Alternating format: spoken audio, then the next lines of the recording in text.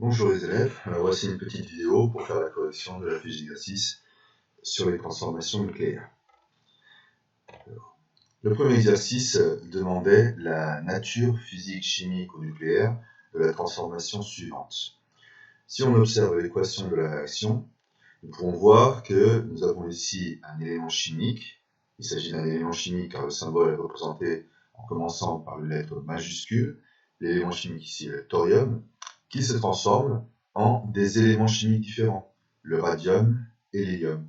Ayant donc des changements d'éléments chimiques entre les réactifs et les produits, nous pouvons alors affirmer qu'il s'agit d'une transformation nucléaire. Donc les réactifs ici, le thorium, élément chimique thorium, se transforment en des éléments chimiques différents. C'est donc une transformation nucléaire. Exercice numéro 2, même question, sauf que cette fois pour cette équation-là. Donc ici nous avons du soufre qui réagit avec du dioxygène et qui se transforme en du dioxyde de soufre. Là aussi on demande de déterminer la nature physique, chimique ou nucléaire de cette transformation. Et bien dans ce cas-là, nous pouvons dire qu'il s'agit d'une transformation chimique. En effet, les éléments chimiques soufre, représentés par le symbole S, et oxygène, représenté par le symbole O, se retrouvent dans les produits, symbole S et symbole O, donc nous avons conservation des éléments chimiques. Néanmoins, les atomes et les molécules, eux, sont modifiés. Donc cet atome et cette molécule se sont recombinés en une seule molécule, la molécule de dioxyde de soufre. Donc ici, nous avons un changement des espèces chimiques. Donc changement des espèces chimiques, changement des substances, mais conservation des éléments chimiques. Il s'agit donc d'une transformation chimique.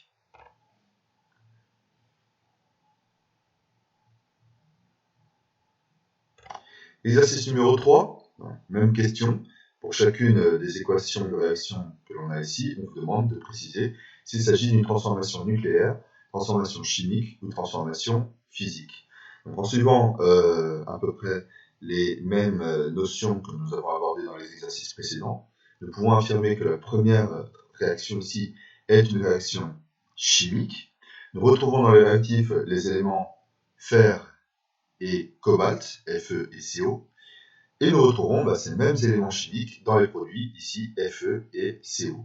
Les ions ont été modifiés, ce ne sont pas les mêmes ions, mais en termes d'éléments chimiques, il s'agit des mêmes éléments chimiques dans les réactifs et dans les produits, avec néanmoins une modification des substances.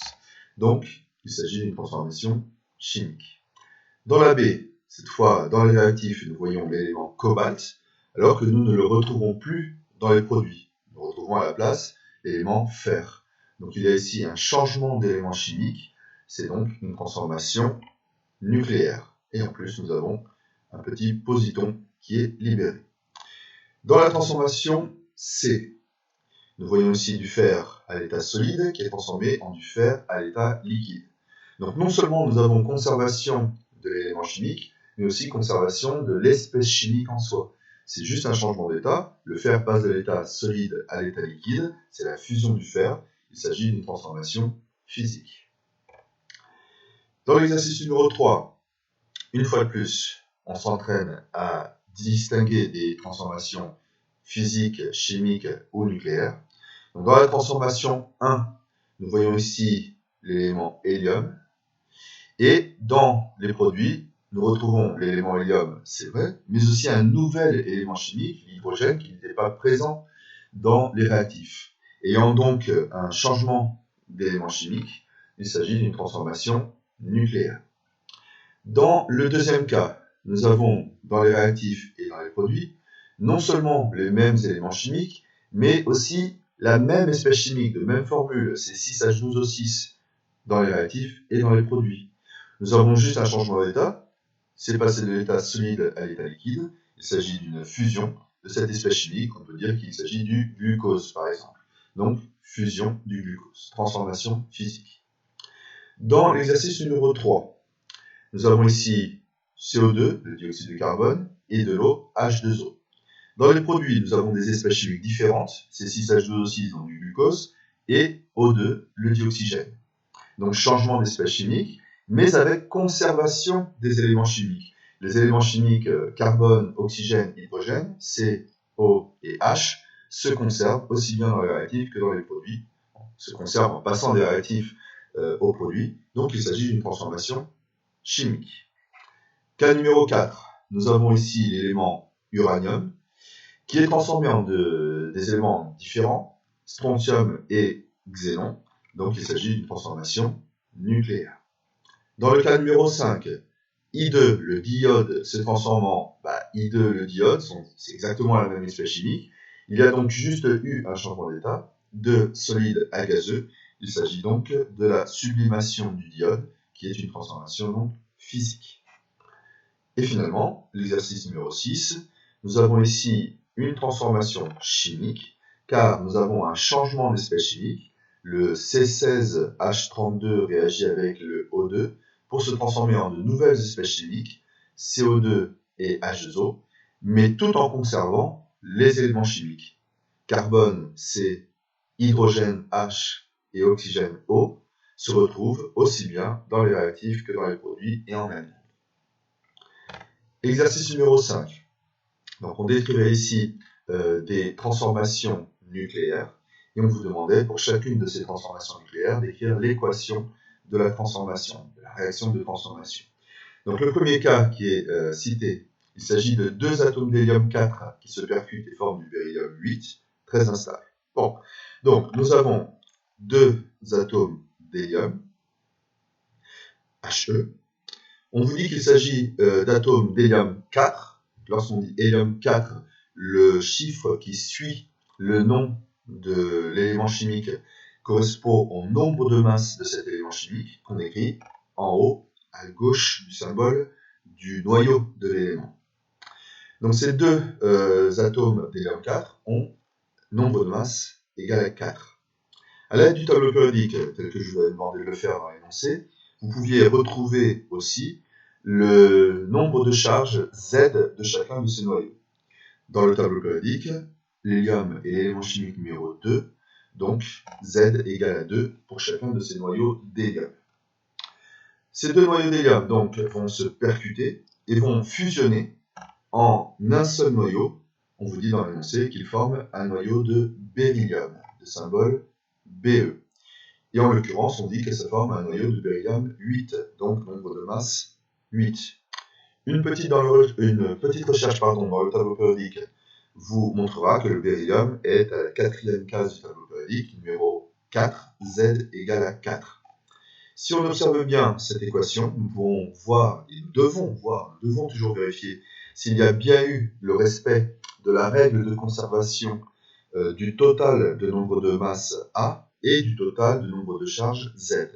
Donc, dans les réactifs, nous avons ici 4 plus 4, total de nombre de masse égal à 8, alors que dans les produits, nous avons ici nombre de masse égal à 8, donc il y a effectivement respect de la conservation du nombre de charges.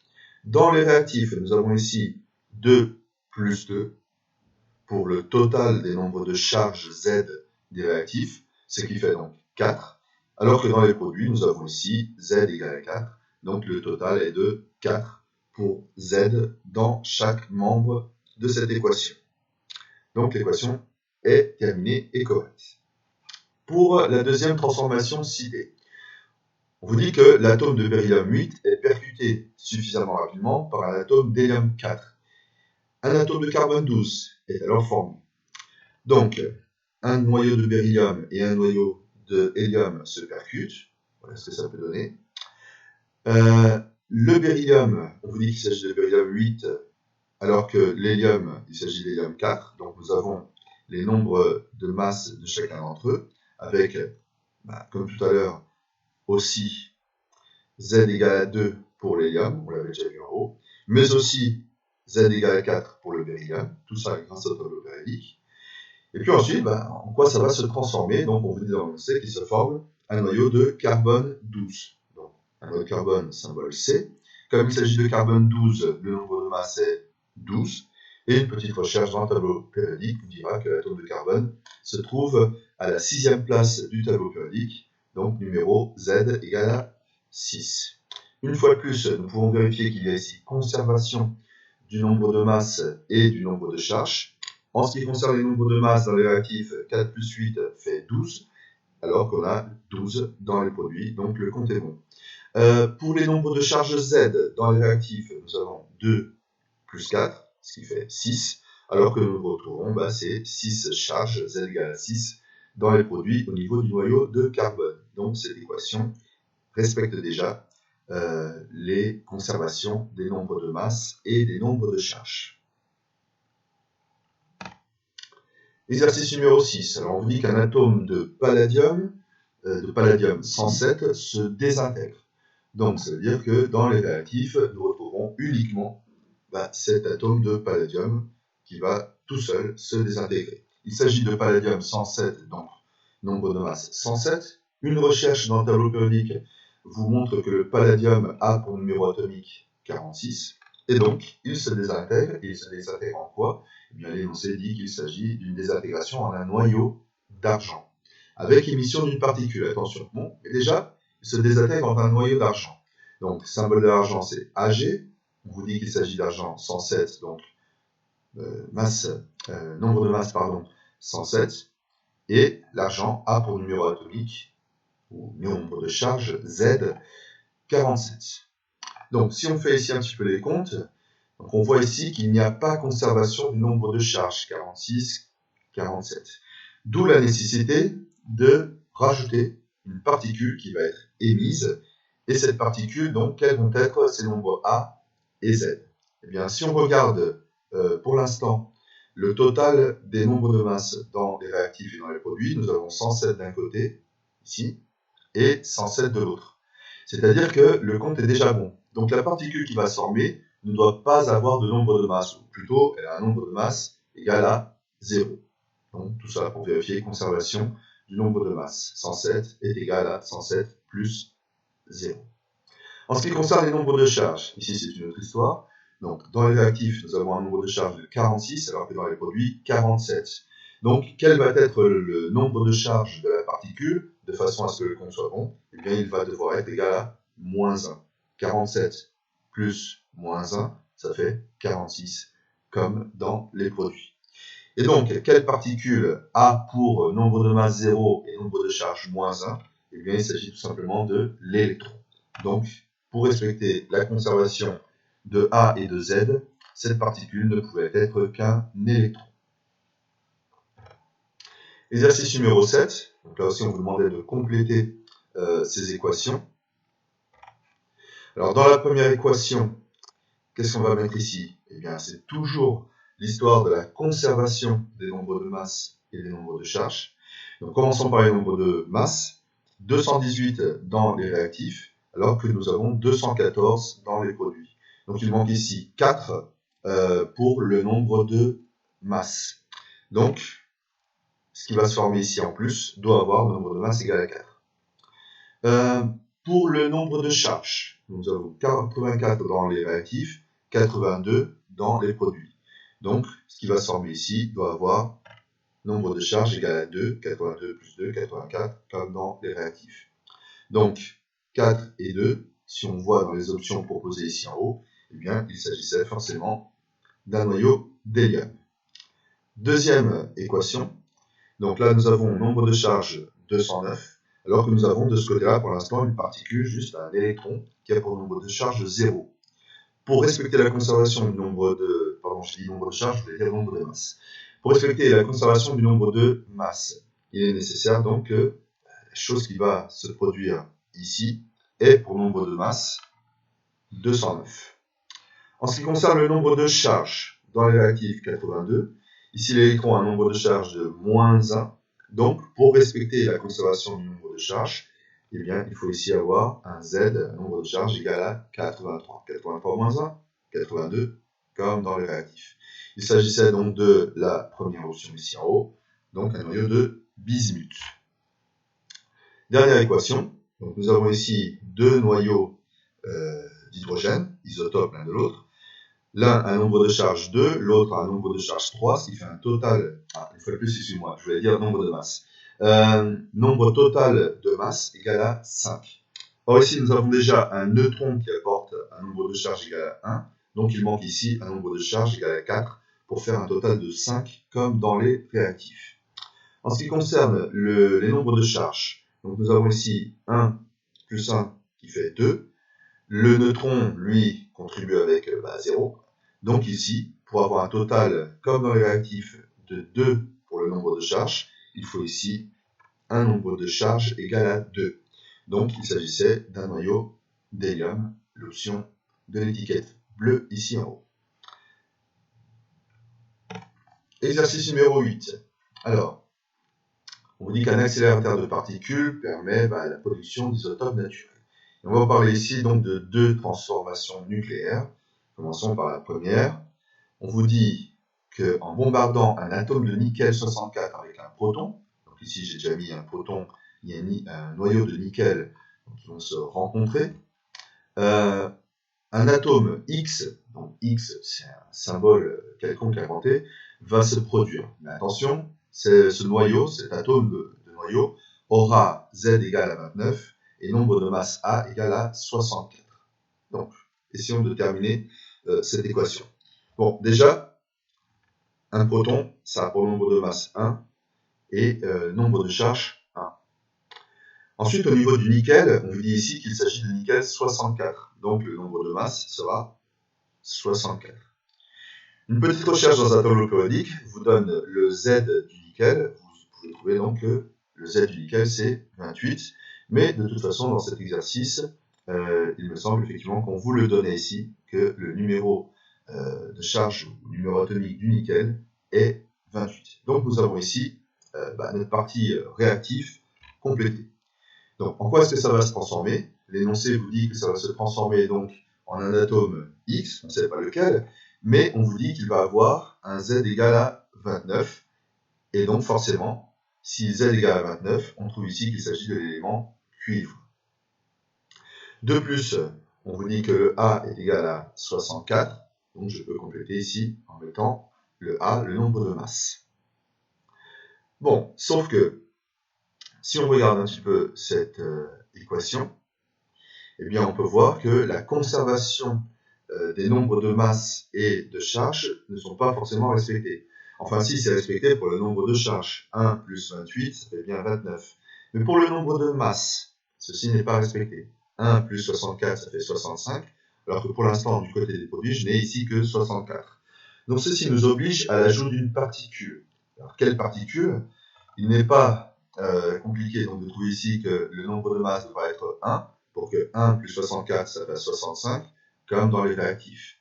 Alors que pour le nombre de charges, eh bien ce sera 0, pour que 0 plus 29, ça fasse 29, comme 28 et 1 font 29. Donc on a 29 pour le total des Z de chaque côté. Alors quelle est cette particule qui a pour nombre A égale à 1 et Z égale à 0? Eh bien, si vous rappelez un petit peu votre tableau de particules, il s'agit d'un neutron. Deuxième équation. On dit qu'on bombarde un atome de zinc 68 avec un proton. Donc, on ne va pas faire ici de suspense, le proton, on le connaît déjà, c'est ça. Zinc 68, donc je l'ai déjà ici représenté. Alors, on peut tout de suite aussi régler quelque chose rapidement ici. Le Z ici qui nous manque du zinc est facile à trouver car on nous le donne ici. Z du zinc est égal à 30. Et voilà donc mes réactifs qui sont prêts. Un proton rencontre un noyau de l'élément zinc. Alors, ça va se transformer en quoi? Alors, on vous dit que ça va se transformer en un atome Y qui possède 29 électrons et 38 neutrons. Bon, alors s'il a 29 électrons, comme on l'a vu précédemment, dans un atome, il y a toujours le même nombre d'électrons et de protons. Donc s'il y a 29 électrons, il y a 29 protons. Or, le nombre de protons dans un noyau représente le nombre Z. Donc je trouve tout de suite que le Z est égal à 29. Donc là, je difficultais un petit peu le travail. Voilà, il fallait réfléchir un petit peu plus, les réponses étaient moins directes. Au sujet de cet atome Y, donc on n'a pas encore découvert, on vous dit aussi que le nombre de neutrons est égal à 38. Ceci va me permettre de trouver le nombre de masses ici en haut qui manque. Car le nombre de masses A, je le rappelle du début du chapitre, est égal à la somme des protons et des neutrons. Donc comme on a déjà trouvé qu'on a 29 protons et l'énoncé me dit qu'il y a 38 neutrons, eh bien ça nous fait que cet élément cuivre a un nombre de masses de 67. Alors voyons voir maintenant la conservation, si oui ou non elle est respectée, des A et des Z. Donc au niveau de Z dans les réactifs, 1 plus 30, ça fait 31, alors que j'en ai que 29 dans les produits. Donc non, ce n'est pas respecté.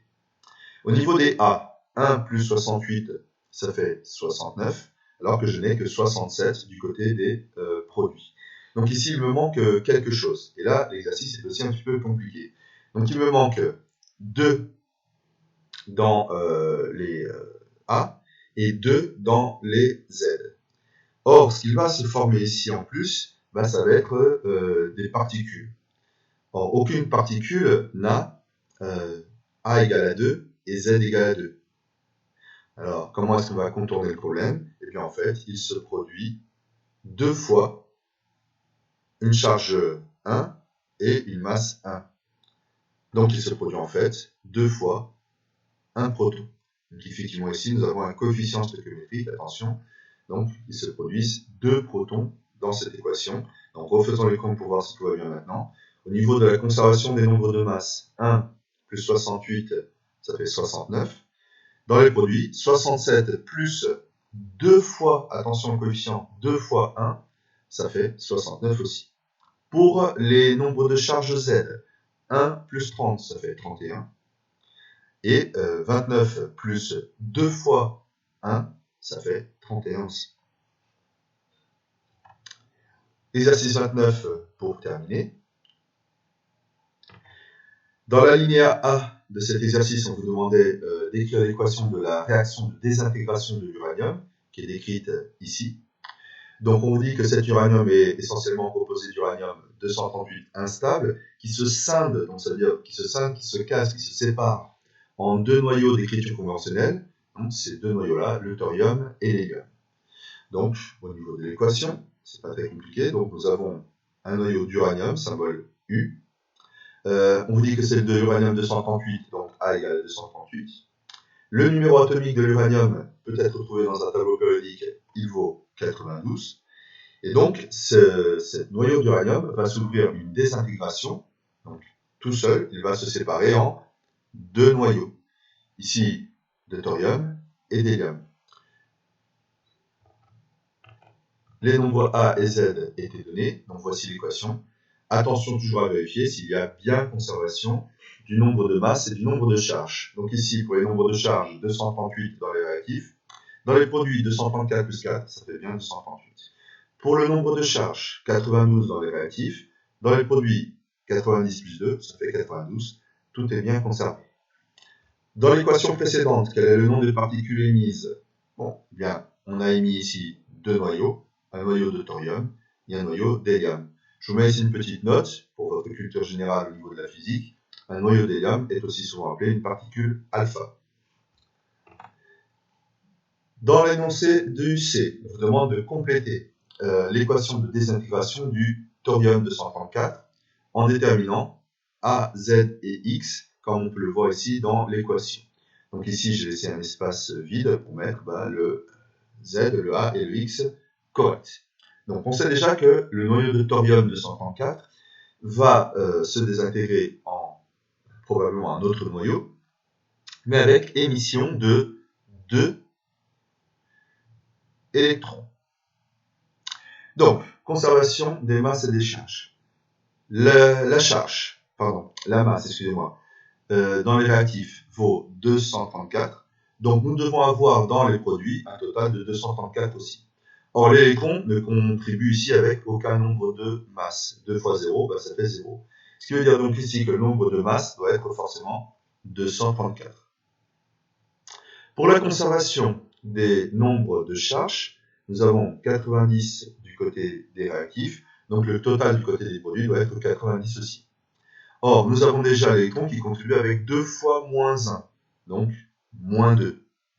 Alors, quel doit être le nombre ici de charges pour que le total fasse quand même 90? Eh bien, ça doit être 92. 92 plus 2 fois moins 1, ça fait 90, comme les 90 qu'on a dans les réactifs. Donc, qu'est-ce qu'il y a pour nombre de charges 92, car je rappelle que c'est le Z, le nombre de charges, qui définit l'élément chimique, eh bien, c'est l'uranium. Donc, le noyau de thorium 234, c'est désintégré en un noyau d'uranium 231.